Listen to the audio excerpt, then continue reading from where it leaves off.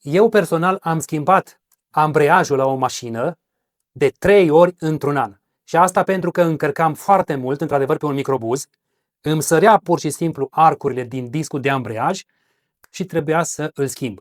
Știam care este cauza, știam ce fac, mi-am asumat astea, așa încât am luat kitul de ambreiaj și odată la 3-4 luni îl schimbam.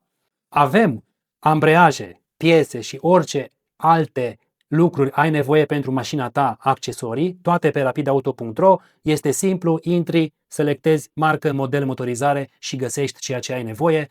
Lași și seria de caroserie înainte să finalizezi comanda, așa încât să verificăm, să ne asigurăm că piesele comandate sunt 100% compatibile la mașina ta.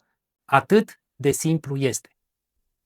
Intră pe site pe rapidauto.ro, introduc codul produsului în căsuța de căutare, adaugă produsul în coș și finalizează comanda.